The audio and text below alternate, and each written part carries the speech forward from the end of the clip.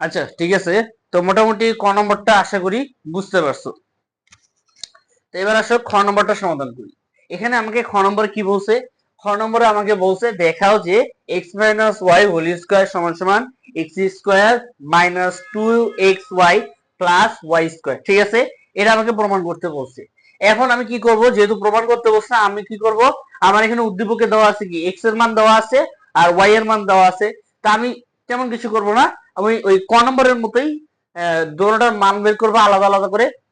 এটা এটুকুর মান বের করব, ডান পক্ষ এটা হচ্ছে ডান পক্ষ, এটা হচ্ছে বাম পক্ষ। ঠিক আছে, মানে যদি এরকম কিছু বলে যে দেখাও যে এরকম, তাহলে যদি দেখাইতে বলে আর যদি এরকম মাঝখানে একটা সমান সমান চিহ্ন থাকে আর দুই পাশে দুইটা সংখ্যা মানে সমীকরণ বা সংখ্যা এরকম কিছু একটা থাকে, তাহলে বুঝবা যে আমার এখানে দুই পক্ষ আছে। একটা হচ্ছে এই পাশে সমান চিহ্নের বাম পাশে এটা হচ্ছে বাম পক্ষ, আর সমান চিহ্নের ডান পাশে এটা হচ্ছে ডান পক্ষ। ঠিক আছে, তার মানে আমাকে এখানে বলছে বাম পক্ষ সমান সমান ডান পক্ষ, তার মানে বাম পক্ষ আর ডান পক্ষ সমান, এটা প্রমাণ করতে বলছে। আচ্ছা, তাহলে আমি যে কাজটা করব প্রমাণ করার জন্য আমি কি করব, যেহেতু আমার এখানে এক্স আর ওয়াই এর মান দেওয়া আছে, আমি কি তেমন কিছু করব না, শুধু এই বাম পক্ষের মানটা বের করব আর ডান পক্ষের মানটা বের করব। বের করে দেখব যে দুটোটার মান সমান বা সেম আছে কিনা বা একই আছে কিনা। ঠিক আছে, তো চলো আমরা সমাধান করি। সলভ। এখানে হচ্ছে এক্স ইকুয়াল টু দেওয়া আছে 3 ও ওয়াই ইকুয়াল টু দেওয়া আছে 6, এটা হচ্ছে উদ্দীপকে দেওয়া আছে। এবার আমরা যে কাজটা করব যে বাম পক্ষ, ঠিক আছে, বাম পক্ষ বাম পক্ষ বাম পক্ষে কি আছে X minus Y whole square. ঠিক আছে, যেহেতু X minus Y whole square আছে, এখন এক্স এর মান আর ওয়াই এর মানটা বসায় দিব। তাহলে বসায় দিই, এক্স এর মানটা কত 3 আর মাইনাস ওয়াই, ওয়াই হচ্ছে 6 হোল স্কোয়ার। ঠিক আছে, ওকে, তাহলে এটা গেল। আচ্ছা, এই সব বিষয়ে আমি কিন্তু প্রথম মানে ক নম্বর যে প্রথম ক্লাসটা আর কি এখানে আমি বলে দিছি। ঠিক আছে, তা আমি আর বিস্তারিত বেশি কিছু বলতেছি না, মানে এই হোল স্কোয়ারটা কিভাবে হইলো বা কেন, এটা আমি মানে প্রথম ক্লাসে আমি বুঝাই দিছি। তা আমি নেক্সট অঙ্কগুলা করি। ঠিক আছে, এটা তোমরা যারা বুঝো নাই তারা এটা প্রথম ক্লাসটা দেখে নিও। ঠিক আছে, আচ্ছা এবার আসো 3 মাইনাস 6, 3 মাইনাস 6 না, তাহলে 3 থেকে 6 বাদ দাও, তাহলে 3 থেকে 6 বাদ দাও।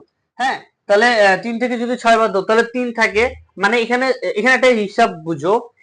যেহেতু আমি বড় সংখ্যা থেকে যদি আমি ছোট সংখ্যা বাদ দিই, হ্যাঁ, বড় থেকে যদি আমি বড় বিয়োগ ছোট দেই, বড় বিয়োগ ছোট, হ্যাঁ, বড় বিয়োগ ছোট দেই, তাহলে সেটা হচ্ছে পজিটিভ। হ্যাঁ, পজিটিভ, তাহলে সেটা হচ্ছে পজিটিভ বা ধনাত্মক বা ধনাত্মক, সেটা হচ্ছে ধনাত্মক, মানে হচ্ছে প্লাস যুক্ত থাকে, মানে হ্যাঁ সেটা হচ্ছে প্লাস যুক্ত থাকে। যেমন এই যে 1 2 3 4 এগুলো হচ্ছে প্লাস। ঠিক আছে, এখানে সামনে কোনো চিহ্ন নাই।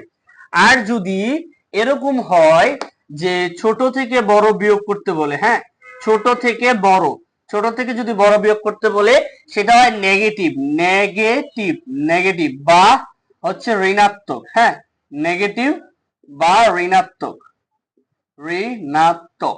ঠিক আছে, নেগেটিভ বা ঋণাত্মক।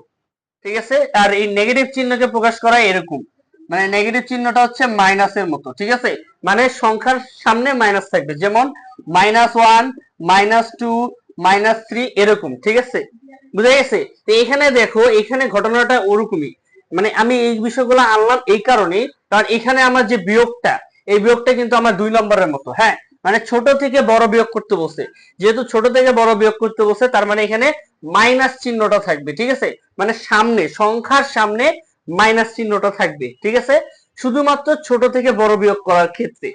ঠিক আছে, ওকে, তো আসো তাহলে এখানে এটা হবে, তাহলে যদি ছোট থেকে বড় বিয়োগ করি তাহলে কি আসে 3 এখানে হচ্ছে -3 হোল স্কয়ার। ঠিক আছে, -3 হোল স্কয়ার মানে 6 থেকে 3 বাদ দিলে তো 3 থাকে, তাহলে -3 হোল স্কয়ার, তাহলে -3 কে যদি আমি বর্গ করি তাহলে কি হবে, এখানে দেখো -3 গুণ -3।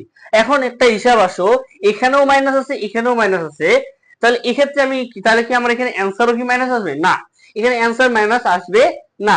কারণ হচ্ছে, কারণ এখানে আমার এটা গুণ চিহ্ন আছে, যদি বলতো যোগ চিহ্ন তাহলে সেক্ষেত্রে মাইনাস আসতো, কিন্তু গুণ থাকলে সেটা মাইনাসটা হবে না। সেক্ষেত্রে কি হবে, সেক্ষেত্রে এটা গুণ হয়ে যাবে। সেক্ষেত্রে এরকম হয় যে যদি মাইনাস আর মাইনাস থাকে তাহলে সেটা হয়ে যাবে প্লাস, আর যদি প্লাস মাইনাস থাকে তাহলে সেটা হবে শুধুমাত্র প্লাস মাইনাস, মানে একটা প্লাস আর একটা মাইনাস থাকলেই হবে মাইনাস, ঠিক আছে।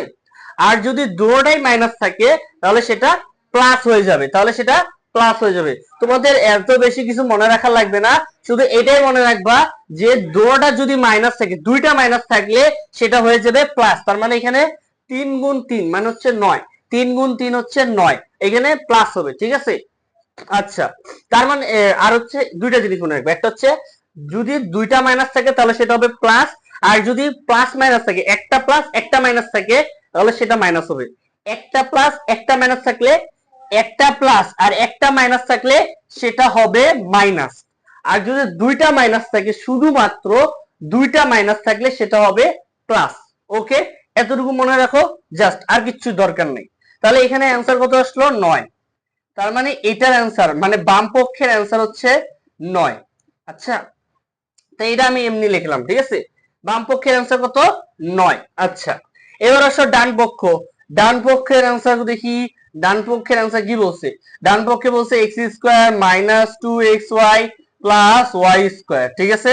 এখন দেখো x এর মান কত? 3, এই যে 3 whole square minus 2 into x এর মান হচ্ছে 3, y এর মান কত? y এর মান হচ্ছে 6 প্লাস, আর এখানে y এর মান হচ্ছে 6 স্কয়ার। এখন এগুলো আমি হিসাব করব। তাহলে দেখো 3 স্কয়ার মানে কি? 3 স্কয়ার মানে হচ্ছে 3 গুণ 3, তাহলে হচ্ছে 3 আর 3 কত? 9, 3 আর 3 9। আর যদি হিসাব করি 6 স্কয়ার, 6 গুণ 6, তাহলে 6 6 কত? 6 6 36, এই যে 36। তাহলে এখন হিসাবে আসি, এখানে হবে 9, এখানে এটা নরমাল গুণ, নরমাল গুণ আর কি, সাধারণ গুণ। তাহলে 3 দুগুণে কত? 3 দুগুণে 6, 3 দুগুণে হচ্ছে 6, আর 6 কে যদি 6 যদি গুণ করি, 6 6 36, তাহলে এখানে হচ্ছে মাইনাস 36। আর এখানে দেখো এই যে এটা বর্গ, এই যে এটা তো দেওয়াই আছে 36, তাহলে এটা বর্গ হচ্ছে 36। শেষ। এবার দেখো এখানে মাইনাস 36 আর এখানে প্লাস 36, একটু আগে বললাম মাইনাস, তাহলে হচ্ছে বিপরীত, মাইনাস আর প্লাস হচ্ছে কি বিপরীত, তাহলে একটা আরেকটা শত্রু, তার মানে এটা হচ্ছে বাদ। তাহলে এই দুটোটাই বাদ, কারণ হচ্ছে কি দুটোটা বিপরীত রাশি, ঠিক আছে, বিপরীত চিহ্ন। আচ্ছা, তার মানে এটা বাদ, তাহলে আমার অ্যান্সার হয়ে যাবে কি? অ্যান্সার হবে 9। তাহলে আমার অ্যান্সার হবে 9, তাহলে আমার অ্যান্সার হচ্ছে 9। তাহলে অতএব দেখো বাম পক্ষের অ্যান্সারও 9, ডান পক্ষের অ্যান্সারও 9, তাহলে বাম পক্ষের অ্যান্সার আর ডান পক্ষের অ্যান্সার মিলে গেছে। তার মানে আমি বলতে পারি যে অতএব বাম পক্ষ সমান সমান, বাম পক্ষ সমান সমান ডান পক্ষ।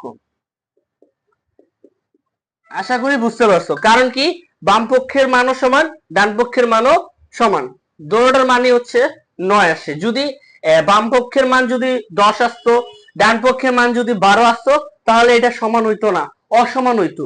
যেহেতু দুটোটাই একই একই মান, সেজন্য এটা সমান হয়েছে। তার মানে এটা হচ্ছে দেখানো, মানে এটা যদি আমি লিখতে পারি প্রমাণ, প্রমাণ করা হলো বা প্রুভেড, ইংরেজিতে আমি লিখবো প্রুভেড বা শোয়েড, শোয়েড লিখতে পারো। হ্যাঁ, যেহেতু এখানে দেখাও বলছে, দেখার ইংরেজি হচ্ছে শোয়েড, শো ইট, ঠিক আছে, বা দেখানো হলো, ঠিক আছে। ওকে, এই হচ্ছে আমার অ্যান্সার। তাহলে খ নম্বরের অ্যান্সার আশা করি বুঝতে পারছো, ঠিক আছে। আশা করি খ নম্বরটা বুঝতে পারছো।